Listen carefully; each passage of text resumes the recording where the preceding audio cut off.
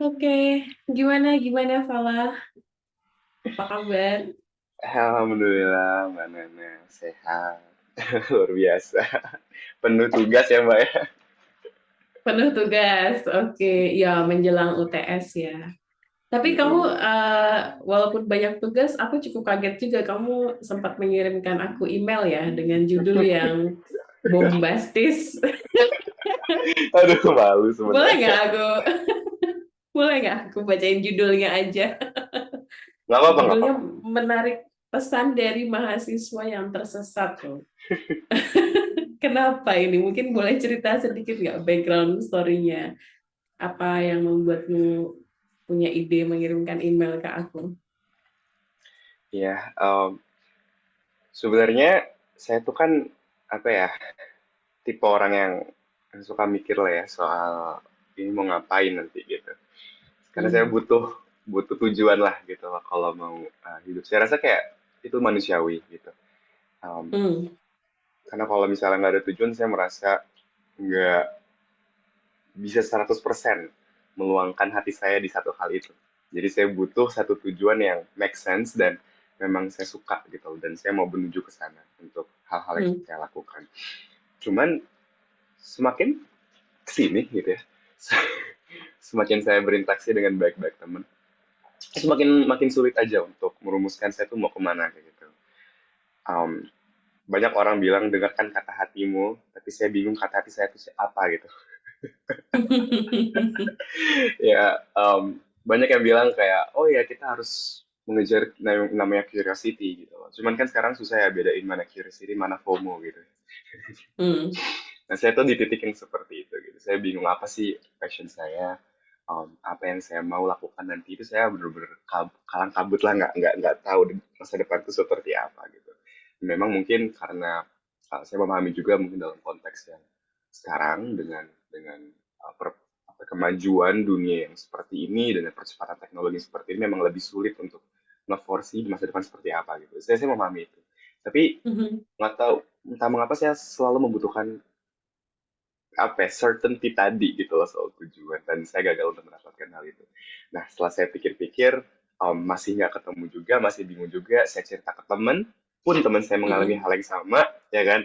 Sehingga saya mikir kan, Oke. apa yang saya harus lakukan sekarang gitu? Kepada siapa lagi saya harus mencari jawaban? aku bener-bener aku bener-bener ngirim itu kayak in a desperate moment gitu. Aduh siapa ya? Apa ngirim ke dosen aja? Karena kan aku mikirnya orang-orang yang misalnya dosen itu jauh lebih pengalaman gitu. Jauh sudah pernah mengambil keputusan yang aku pernah ambil, yang aku harus ambil. Cuman aku bingung kan dosen siapa. Aku takut juga mengirim ke dosen siapa. Terus aku entah kenapa kepikiran nama Mbak Nana gitu. Mungkin juga karena Mbak Nana lebih friendly juga. Jadi aku lebih Gak cuman punya aku, apa ya, banyak juga yang banyak friendly. banyak banyak. Tapi yang kepikiran nama waktu itu, pada saat itu adalah Mbak Nana kayak yaudah aku coba deh reach out ke Mbak Nana aja gitu. Wow, dengan judul yang seperti itu karena udah bingung banget mau kemana lagi. Itu sih latar belakang sedikit soal kenapa aku ngirim email ke Mbak Nana seperti itu. Oke. Sorry nih nanya random, ngomong-ngomong kamu zodiaknya apa ya? Aku zodiaknya adalah Capricorn. Oh, Capricorn ya. Oke, oke. Ya, paham-paham. Logical thinking ya. Self doubt-nya banyak.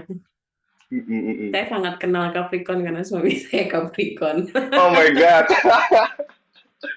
Ya juga sih. Tapi nggak bisa lah, karakter orang tereduksi hanya satu zodiak aja ya. Tapi anyway, mungkin aku I don't know apa ya, I don't know how to answer your questions juga ya, um, karena menurutku uh, ini something yang nggak bisa aku apa ya kasih jawabannya semua gitu kan. Tapi I hope that kita bisa ngobrol-ngobrol aja gitu ya. Mungkin aku bisa apa menemanimu memilih ngasih-ngasih pertanyaan dan mungkin dari pertanyaan itu bisa memberimu sedikit gambaran lebih detail. Jadi tadi kamu bingung ke depannya mau apa gitu. Nah, aku boleh nggak nanya ke belakang dulu? Dulu Boleh kenapa kamu banget. dulu kenapa kamu milih jurusan HI gitu waktu mau kuliah? Apa yang menjadi motivasimu sebelumnya? Menarik. Apa yang menjadi motivasi aku masuk HI gitu ya? Mm-mm. Aku tuh ini Mbak, lahir dari latar belakang yang nggak ada HI-HI-nya sama sekali. Orang tuaku Oh, oke. dua-duanya guru fisika, ya kan? Oke. Bahkan di keluarga aku sendiri pun nggak ada yang sama sekali ngebahas ilmu politik tuh. I don't think kayaknya nggak ada deh sama sekali. Jadi Oke. beneran kayak I think I'm the first in the family gitu loh.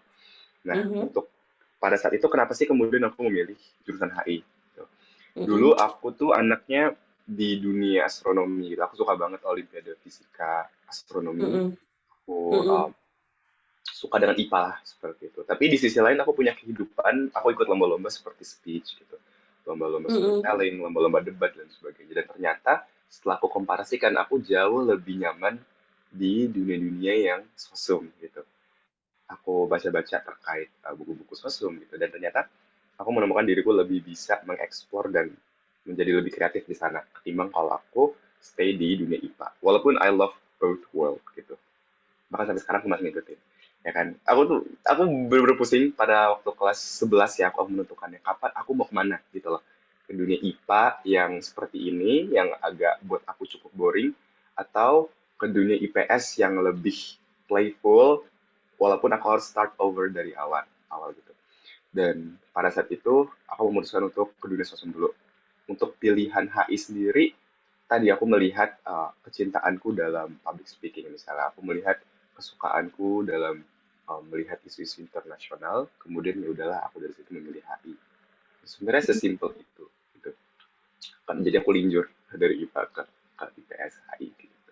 Jadi ada aspek passion di situ, ada aspek pertimbangan soal ada profesi di situ, tapi belum yang bener-bener konkret kayak kayak aku tahu jalanku kemana gitu. Jadi seperti itu sih. Mhm. Oke. BTW sorry nih agak motong dulu ya disclaimer. Ini aku nanti jam 10 harus jemput anak dulu dari sekolah ya. Jadi mungkin nanti habis jam 10 kita break dulu nggak apa-apa ya. Mungkin lanjut lagi jam 11 gitu. Kamu ada acara Hmm, nggak nanti jam 11? nggak ada sih. Cuman abis ini aku mau ke kampus karena ada temen-temen minta tolong sesuatu. Oh, Cuman sebenarnya bisa jam 11. oke. Atau let me know ya kalau nanti jam 11 kamu nggak bisa, kita bisa reschedule. Sorry banget ya ini apa namanya? Aku tadi kamu lama nggak nunggu di Zoom-nya? Enggak sih, akunya minta maaf tadi telat Oh, ini oke. buat join. Oke. Karena aku sebenarnya tadi udah buka Zoom-nya dari jam 9 gitu kan, sambil nungguin kamu. Aku lihat kuliah umum gitu, terus like I got lost gitu kan. Jam 9.38 aku, loh ada yang, kamu udah dulu nih di ruang Zoom. Jadi kayak, I hope aku tidak membuat menunggu lama ya gitu. Enggak, aku minta maaf apa yang bikin lama. Ya wis kita maaf-maafan kayak lebaran aja. Oke, nanti ini aja ya, apa aku jam 10 jemput anak dulu, abis itu kita atur waktunya lagi ya. Boleh, Bisa boleh. enaknya ngobrolnya gimana. Tapi tadi kalau balik lagi nih, kamu ceritanya kamu termasuk mahasiswa yang lintas jurusan berarti ya, milih HI apa namanya, walaupun dulu anak IPA. Berarti ada kayak semacam resistensi gitu nggak sih dari orang tua? Kenapa kamu milihnya soshum gitu? Kenapa nggak milih yang jurusan-jurusan eksak gitu yang mungkin lebih praktikal, lebih gampang membayangkan karirnya gitu nggak sih? Hmm. Ada semacam Iya. resistensi nggak sih? Nggak apa-apa ya? Wah, ini nggak apa-apa, nggak apa-apa, nggak apa. Aku suka berbagi deh. Wah, aku ini yang aku rasa aku cukup privilege untuk lahir di keluarga. Aku nggak tahu kenapa, aku mikirnya juga harusnya orang tua menentang. Tapi pas aku cerita kalau aku pengen linjur, mereka yang kayak, sure, nggak apa-apa. Kalau kamu mau linjur, linjur aja gitu. Kita dukung kok kalau kamu linjur gitu. Aku agak shock terutama di situ gitu. Karena dulu mereka sangat invest ke aku dalam urusan peripaan. Kayak ayahku itu kan suka ya bikin barang-barang apa gitu namanya orang fisika gitu kan di rumah tuh apa-apa bikin sendiri. Meja bikin Mm-mm, sendiri, instalasi bikin sendiri, listrik bikin sendiri. Dan dulu sempat aku mm-mm, menaruh kecintaan di situ. mhm, Aku suka bikin ada robot-robot dan sebagainya, ngotak-ngatik barang dan dia kayak dibeliin lah barangnya, terus didukung lah di situ. Tiba-tiba aku linjur, aku tinggalin itu semua, dan mereka tetap yang bilang, kamu nggak apa-apa, go for it, gitu, kita dukung. Aku cukup privilege untuk lahir di keluarga yang seperti itu, dengan resistensi yang rendah dan dorongan yang cukup besar dari orang tuaku. Seperti mereka mereka percaya kalau anak-anaknya bisa banget untuk mengejar potensi dan they know themselves better dan bahkan orang tua sendiri. Itu yang aku tangkap dari orang tuaku. Soal resistensi aku justru nggak dapet sama sekali. Oke, well, it's good for you, apa ya, kamu menyadari privilege-mu apa gitu ya. Jadi so far mungkin yang aku tangkap the only challenge is yourself gitu kan. Yang penasaran buatku adalah apa yang akhirnya membuatmu ragu untuk berpikir tentang masa depan gitu. Hmm, Bukankah ketika kamu memilih HI itu kamu udah bisa punya bayangan, oh HI itu hubungan internasional ya, mungkin entah jadi diplomat atau kerja di organisasi internasional atau ya become apa konsultan kalau sekarang ya banyak juga hmm, yang ini. hmm. Tapi boleh cerita nggak apa sih proses-proses yang membuatmu jadi ragu tentang masa depan? Apakah itu baru muncul sekarang setelah kuliah atau gimana? Hmm. Oke, mungkin ini sedikit cerita soal keluarga juga ya. Aku, Hmm. um, of course my family is not perfect gitu. Bagaimana aku didik itu menurut aku nggak seperfect itu. Ya mungkin salah satu apa ya kebijaksanaan yang aku dapatkan adalah menerima bahwa orang tua aku tuh nggak sempurna gitu. They are still human, banyak kesalahan yang mereka lakukan. Dan mungkin salah satu hal yang aku mungkin gagal untuk dididik adalah gak berani untuk mengambil keputusan. Gitu. Aku nggak jarang banget dididik seperti itu, aku nggak tahu kenapa gitu. Um, jadi aku tuh takut untuk memilih suatu hal somehow gitu, menentukan sendiri untuk diriku sendiri tuh aku takut. Sehingga prior to aku kuliah, aku bener-bener mengambil keputusan itu mencoba menerjemahkan apa yang orang tuaku pengen dan mengikuti jalan yang aku rasa mereka pengen, ya kan? Jadi aku Hmm. tidak benar-benar mengambil keputusanku sendiri. Padahal orang tuaku nggak pernah yang imposing decision gitu. Nggak pernah yang kamu tuh harus gini, nggak pernah sama sekali. Tapi entah kenapa aku merasa bahwa mereka mungkin pingin seperti ini dan aku pengen follow itu gitu. Nah sampai di titik dimana pas bahas tadi, I try to redefine myself and then trying to find aku pengennya apa gitu. Dan di situ aku harus berani ngambil keputusan. Tapi tadi aku lebih lama hidup dalam bayang-bayang gak bisa ngambil keputusan ketimbang aku berani ngambil keputusan. Dan keraguan-keraguan itu yang selalu muncul. Kayak aku pengen ngambil ini nggak ya, aku pengen ngambil ini nggak ya gitu loh. Mungkin aku belum siap untuk um, mengambil tanggung jawabnya atau menerima resiko dari setiap keputusan yang aku ambil. Padahal at the end of the day kayak aku juga harus mengambil keputusan-keputusan itu. Seperti itu kan. Itu mungkin ada aspek keluarga yang aku merasa cukup besar di situ. Tapi sebenarnya di sisi lain kalau aku pikir-pikir, kenapa kemudian aku malah makin bingung gitu Mbak ya? I think aku tipe orang yang percaya bahwa kebebasan mutlak itu nggak baik. Kayak the freedom of choice itu tetap butuh apa ya, butuh dirangkul atau butuh guideline gitu. Dengan butuh prinsipal untuk membantu kita dalam kebebasan dalam pilihan tadi gitu. Karena kalau terlalu bebas di ujung-ujungnya malah kayak aku bingung gitu. Aku mau kemana ya abis ini ya gitu loh. Aku suka banyak hal, aku suka ini, suka itu, suka itu, suka itu. Dan prospeknya juga di sini bisa, di situ, bisa, di situ. Bisa. Karena aku mungkin tidak pernah berpikir soal apa ya, guiding principle yang mengarahkanku pada suatu hal. Ujung-ujungnya aku malah bingung sendiri, ini mau kemana. Gitu. Jadi makanya di tahun pertama kuliah ini, aku benar-benar mencoba untuk menemukan kembali dan mengonstruksi kembali apa sih core value aku gitu sebagai manusia. Aku bahkan punya pertanyaan yang aku sampaikan ke diriku untuk mengingatkanku soal core value itu. Pertanyaan singkatnya adalah kalau aku meninggal, aku mau diingat sebagai apa? Dan hasil pertanyaan itulah yang coba aku selalu refleksikan di keputusan-keputusan yang aku ambil. So far aku ada 3 sebenarnya. Ketika aku meninggal, aku pengen diingat sebagai pembelajar sepanjang hayat. Itu masih abstrak, masih umum.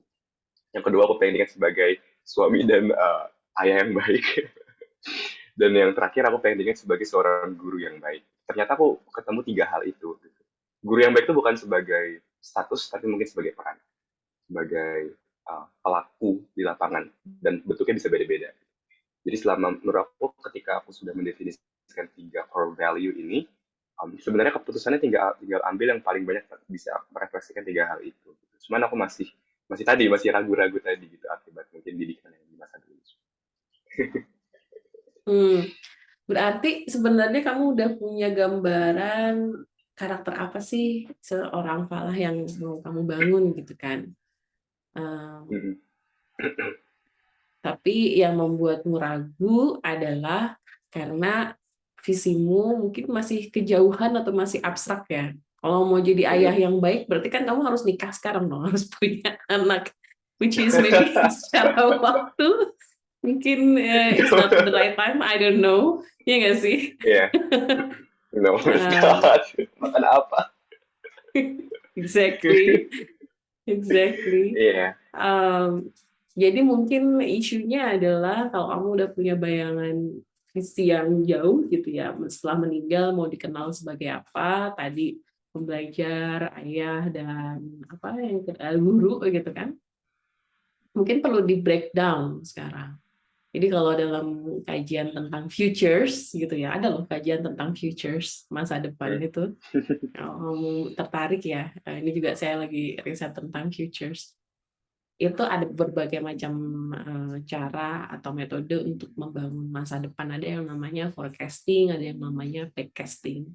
Kalau forecasting itu kita semacam predicting the future kita ya. Jadi melihat apa namanya, kita tuh kemampuannya sekarang apa, trennya sekarang apa yang bisa kita lakukan, apa yang nggak bisa kita lakukan, dan dari analisis itu kita prediksi, oh nanti aku masa depan akan seperti ini. Tapi kalau backcasting seperti yang kamu tadi lakukan, dan aku juga lebih sering pakai backcasting. Jadi kita udah punya bayangan dulu masa depannya seperti apa, ketika sudah meninggal mau dikenal sebagai apa, dikenang sebagai siapa gitu kan. Nah, isunya adalah bagaimana breakdown. Jadi dari visi yang ini 50 tahun ke depan, bagaimana di breakdown menjadi visi 40 tahun, 30 tahun, 20 tahun. Jadi makin pendek 10 tahun, 5 tahun, bahkan sampai 1 tahun Hmm. ke depan. Nah, itu namanya metode backcasting. Dan menurutku mungkin itu yang bisa apa ya? Kita diskusikan mungkin habis ini kali ya, habis break ya, how to do backcasting your planning gitu kan. Aku nggak tahu sih, kamu pernah nggak bikin kayak planning? Kalau zamanku tuh dulu ada bikin namanya resolusi tahun baru ya gitu ya. Planning, aku nggak tahu. Kalian Iya, masih iya, melakukan iya. itu nggak Aku sih? sering banget, Mbak. Sering banget. Oke, oke, good then. I still Kalau do gitu, it. Dan itu sering banget sebenarnya. Iya. oke, oke. Ini karena udah mau jam 10 juga, sorry ya, ini kayaknya kurang greget banget ngobrolnya, kudu ada breaknya. Tapi tugas seorang ibu lebih penting sekarang. Tapi mungkin sedikit teaser, mungkin nanti jam 11 Gak kita apa-apa, ngobrol. saya respect. Oke, thank you. So, jam 11 kita ngobrol tentang your resolutions ya. Your short term plan, middle term plan, sama long term plan ini gitu ya. Oke, Falah. Ini aku close Ya. dulu ya. Nanti aku kasih link yang baru lagi, oke? See you, Falah. Oke, thank you so much, Mbak. Dan siap, see you jam 11.